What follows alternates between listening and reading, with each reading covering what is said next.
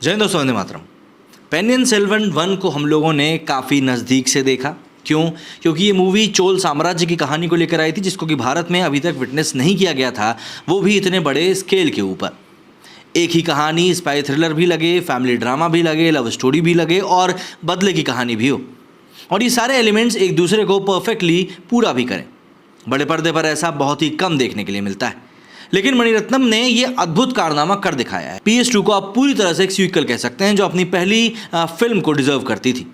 ये पहले पार्ट से बेहतर है या नहीं, इस नज़र से देखना गलत होगा, क्योंकि कहानी एक ही है जिसे 2 हिस्सों में कहा गया है। लेकिन ये ज़रूर कहा जा सकता है कि पेनियन सेल्वन 1 में मणिरत्नम ने जिस चोल साम्राज्य और कहानी के किरदारों को अपने सिनेमैटिक ब्रिलियंस के साथ पर्दे पर उतारा था, दूसरे पार्ट में उनके पास शाइन करने का सबसे बेहतरीन मोमेंट है। पेनियन सेल्वन 2 की कहानी में ऐसे पेचीदा मोड़ हैं और सस्पेंस है जिनकी उम्मीद भी देखने वाले को नहीं होगी। जैसे ही आपको लगेगा कि कहानी की जड़ में बैठे सबसे बड़े सस्पेंस को आपने खोल दिया है, आपको समझ आता है कि ये गांठ उम्मीद से कहीं ज़्यादा पेचीदा है। पहले पार्ट में मणिरत्नम ने अधिकतर कैरेक्टर्स को सेटअप कर दिया था। आदित्य करिकालन मतलब कि विक्रम, अरुलमोली वर्मन यानी कि पेनियन सेल्वन जिसका किरदार जयराम रवि ने निभाया है, और वहीं राजकुमारी कुंदवगई मतलब कि त्रिशा अपने पिता सुंदर चोल के साम्राज्य को बचाने में जुटे थे। इनके चाचा, जो कायदे से चोल साम्राज्य का असल उत्तराधिकारी है, सिंहासन पाने के लिए षड्यंत्र में लगा है। सुंदर चोल के साम्राज्य में रियासतदार पर्वतेश्वर की पत्नी नंदिनी, जो कि ऐश्वर्या राय बच्चन है, वो भी चोल वंश को सिंहासन से उतार फेंकना चाहती हैं। सभी के अपने अपने मोटिव हैं। नंदिनी के बदले की वजह भी है आदित्य से उसका पुराना नाकाम अफेयर, जबकि एक बेहतरीन गुप्तचर वल्लवरायन, जिसका किरदार कार्ति ने निभाया है, आदित्य करिकालन का करीबी है और लगातार चोल साम्राज्य के खिलाफ चल रहे षड्यंत्रों का पता लगाता रहता है। वंदियथेवन कुंदवई को प्रेम भी करता है। अंदरूनी खतरों के अलावा चोल साम्राज्य को पांड्या वंश से बचे कुचे लड़ाकों, पल्लव और राष्ट्रकूट साम्राज्य से भी खतरा है। PS1 की कहानी एक जहाज़ के समंदर में डूबने पर हुई थी, जिसमें अरुलमोली और वंदियथेवन सवार थे।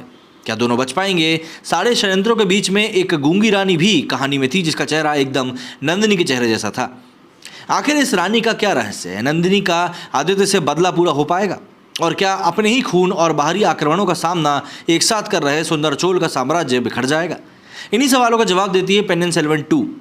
कैसा है फिल्म का हाल समाचार, वो भी जरा जान लेते हैं। तो देखिए, दूसरे पार्ट की शुरुआत चोल साम्राज्य में फैली उदासी के साथ होती, क्योंकि सभी अरुलमोली की मौत से शौक में हैं। उसका बड़ा भाई आदित्य एक योद्धा है, और योद्धा आंसू नहीं बहाते, वक्त बहाते हैं। उसे नंदिनी के षड्यंत्रों की भनक भी है, और अब वो ये सब खत्म करना चाहता है। नंदिनी ने सिंपैथी दिखाते हुए आदित्य को अपने यहाँ बुलाया। PS2 के ट्रेलर में ये दिखाया गया है कि पीछे से आदित्य की जान लेने का षड्यंत्र भी चल रहा है। कागज़ पर ये एक परफेक्ट रिवेंज ड्रामा साउंड करता है, लेकिन इस तरह के बदले की कहानियाँ आप पहले भी काफ़ी बार देख चुके होंगे। लेकिन इंडियन सिनेमा के मास्टर्स में से एक मणिरत्नम आपको दिखाते हैं कि अलग अलग धागों को जोड़कर एक परफेक्ट ड्रामा कैसे बना जाता है, और बड़े पर्दे के लिए सिनेमा किस तरह बनाया जाना चाहिए। चोल साम्राज्य के बारे में ये बात सभी को पता है कि ये भारतीय इतिहास के सबसे गौरवशाली साम्राज्यों में से एक रहा था, मगर मणिरत्नम पेनियन सेल्वन की पूरी कहानी में साम्राज्य को ग्रैंड बनाने की कोशिश नहीं करते। उन्होंने परफेक्ट लोकेशन, सेट्स, कॉस्ट्यूम और म्यूजिक से एक ऐसा ग्रैंड कैनवास तैयार किया है, और फिल्म का फोकस पूरा का पूरा ड्रामा पर है। पहले पार्ट से ही हिंदी बोलने वाले दर्शकों से पेनियन सेल्वन थोड़ा धैर्य मांगती है।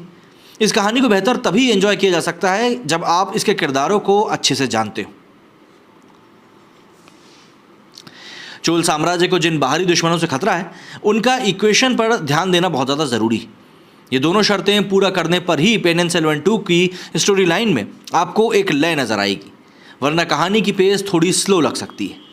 पेनियन सेल्वन 2 में अरुलमोली और वानथी मतलब कि शोभिता धुलीपाल के रोमांस को एकदम ना के बराबर स्क्रीन टाइम मिला है।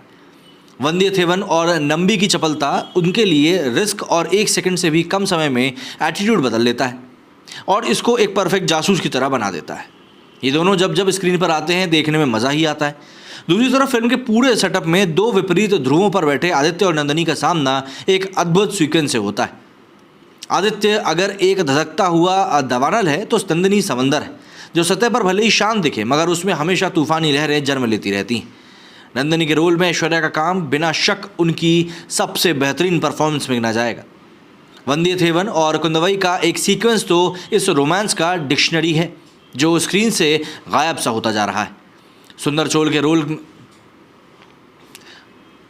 के रोल में प्रकाश राज का एक सीन उनकी एक्टिंग का ट्रेडमार्क है। विजुअली तो फिल्म एक अद्भुत संसार में ले जाती है, जो आंखों पर बहुत इजी लगता है। वीएफएक्स पर बहुत ज़्यादा डिपेंड हो रही है इस फिल्म में विजुअल्स का इतना कंफर्टेबल होना भी इसे एक बेहतरीन एक्सपीरियंस बनाता है। मणिरत्नम और सिनेमाटोग्राफर रवि वर्मन की जोड़ी का कमाल तो आपने पहले पार्ट में ही देख लिया था, लेकिन पेनियन सेल्वन 2 में टेंशन और सस्पेंस भरे मोमेंट ज़्यादा हैं। यहाँ फ्रेम्स के अंदर फ्रेम्स पूरा फील बनाए रखते हैं और फ्रेम में नज़र आ रही एक एक चीज़ कहानी को एक अद्भुत फील देती है। एक सीन में कैमरा आदित्य की करिकालन के चेहरे पर है और उसके माथे का तिलक फ्रेम्स के सेंटर में लगता है। कैमरा जूम आउट होता है और उसके पिता सुंदर चोल के माथे के तिलक पर जूम इन हो जाता है। ये कहानी में एक इमोशनल मोमेंट था और इस कलाकारी का असर आपको फिल्म में देखने पर ही पता चलेगा। शानदार विजुअल्स के साथ चल रही स्टोरी टेलिंग को AR रहमान का म्यूज़िक एक अलग लेवल पर ही लिफ्ट कर देता है। मौनी रॉय का रहस्य खुलते हुए महल में चोरी से घुसे हमलावरों के पूरे सीक्वेंस में, वंदियथेवन कुंदवई के रोमांस में और आदित्य नंदिनी के फेस ऑफ में ये म्यूज़िक मैजिकल सा लगता है। इस साउंडस्केप का असली स्वाद तब आता है जब एक्स्ट्रा इमोशनल अटेंशन चाहने वाले सीन्स में हर तरह का साउंड गायब हो जाता है और धीमे से किसी एक साज पर कोई धुन उठती है। PS2 में भी सभी एक्टर्स का काम उसी लेवल का है जैसा पहले पार्ट में था। विक्रम, कार्थी, जयराम रवि, प्रकाश राज सभी ने अपने किरदारों को एकदम परफेक्शन के साथ जिया है। दमदार लिखे गए रोल में ऐश्वर्या राय बच्चन को आप जैसे रीडिस्कवर करते हैं। नंदिनी और मौनी रॉय दोनों के किरदारों में ऐश्वर्या को बेहतरीन सीन्स मिले और इन सीन्स को उन्होंने पूरी संजीदगी से एक करियर बेस्ट परफॉर्मेंस में बदल दिया है। नंदी के रोल में जयम रवि को देखना बहुत मज़ेदार है। उनके किरदार से तो दर्शकों को प्यार ही हो जाएगा। हिंदी वर्जन में उनकी आवाज़ मनोज जोशी की डब करी हुई लगी और किरदार को बहुत सूट भी करती है। मणिरत्नम की ब्रिलियंस और टेक्निकल क्रू की स्ट्रेंथ को एक्टर्स ने पूरी तरह सीन्स में कॉम्प्लीमेंट भी किया है। पेनियन सेल्वन 2 पहले पार्ट की ही तरह एक विजुअल डिलाइट है, लेकिन दूसरे पार्ट में कहानी के पेंच सुलझते हैं, षड्यंत्र सामने आते हैं और ड्रामा अपने इम्पैक्ट पर पहुंचता है। इसलिए ये बिल्कुल हो सकता है कि ये पहले पार्ट से बेहतर लगे। ओरिजिनल तमिल वर्जन में फिल्म देख रही जनता को थिएटर्स में कैसा जादू महसूस हो रहा होगा, इसकी सिर्फ कल्पना ही करी जा सकती है, क्योंकि तमिल दर्शकों का कहानी से कनेक्शन ज़्यादा नेचुरल भी है। हालांकि पहले पार्ट से फिल्म को पढ़ रहे दर्शकों के तौर पर हिंदी में भी एक डिस्कनेक्ट फील नहीं होगा। हिंदी में डायलॉग्स लिखने वाले दिव्य प्रकाश दुबे को इसका क्रेडिट ज़रूर मिलना चाहिए। ओरिजिनल से हिंदी में डब हो रही इतिहास पर बेस्ड पीरियड ड्रामा फिल्म को उन्होंने राजाओं के असत्य को राजनीति कहते हैं जैसी लाइनें तक कहीं दी। हालांकि अगर आप कहानी से कनेक्ट नहीं हैं या पहले पार्ट में कहानी से रिलेट नहीं कर पाते हैं तो पेनियन सेल्वन 2 आपके लिए बहुत ज़्यादा कुछ नहीं कर पाएगी, फिर भी एक कोशिश करी जा सकती है। ऑल इन ऑल ये मूवी ऐसी है जो आपको पूरा का पूरा एंटरटेनमेंट देने का वादा करती है, लेकिन बस शर्त यही है कि आप उस एंटरटेनमेंट को सही तरीके से झेल पाएँ। मेरे स्टूडियो फिलहाल इतना ही। जय हिंद, जय भारत।